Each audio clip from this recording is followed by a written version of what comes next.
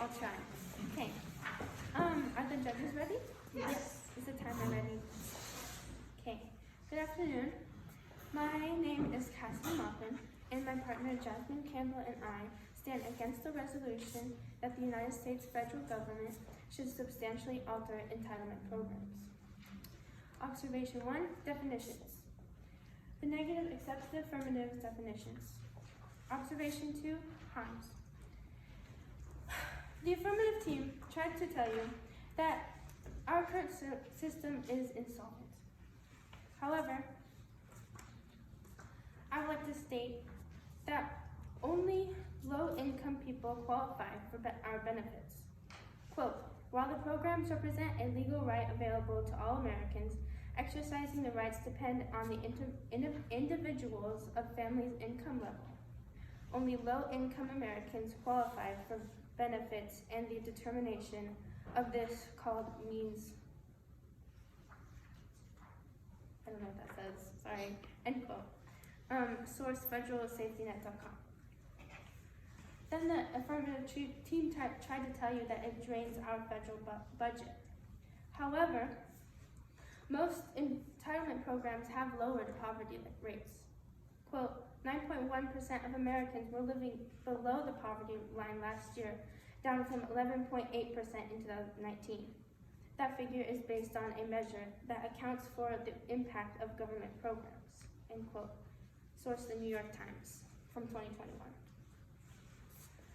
For the third harm that our affirmative team tried to persuade you was that it takes away from our citizens' freedoms. However, children have been able to be out of poverty more likely under these entitlement programs. Quote, programs like SNAP, the child tax, and housing subsidies have been shown to substantially reduce poverty rates. Additionally, data reveals that children from lower income households who believe benefits from government entitlement programs perform better in the labor market as adults. Social Security in particular has been successful by reducing poverty rates for seniors. Without Social Security benefits, the poverty rate among seniors would be over 4 times higher than the current rate of 9%. So over time, our citizens will gain freedom by having these entitlement programs by wanting to work more often with them. Our fourth harm that our affirmative team tried to persuade you was that our government program is broken. However, people have been able to benefit from our entitlement programs. Quote, when the value of non-cash benefits, taxes, and tax credits were added to resources by SPM, the number of poverty dropped by half to 19.1 million.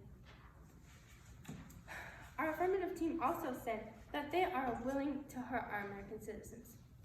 However, as any moral person, that is not the right way to treat our citizens, our American citizens that we want to protect and save. And now stand ready for cross-examination. Thank you.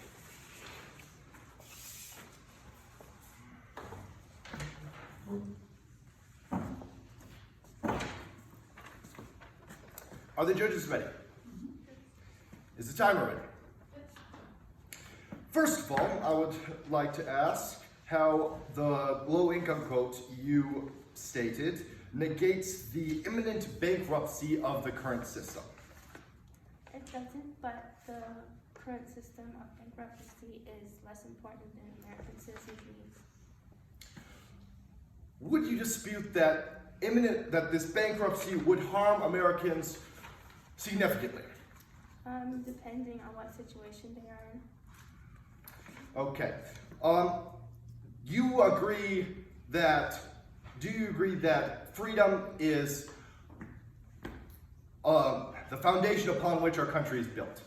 Yes. And you agree that part of that do you disagree that part of that freedom is to control the money that we have worked hard to gain? How tightly are you controlling it? That was a little bit of an unfair question. Let's move on.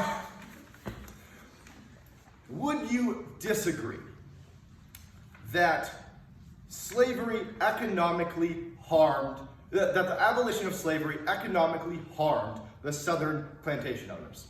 Yes, because people were used to that type of living. Yes. But you would still agree that it needed to be abolished, correct? Yes. Thus, my point is rest. Thank you.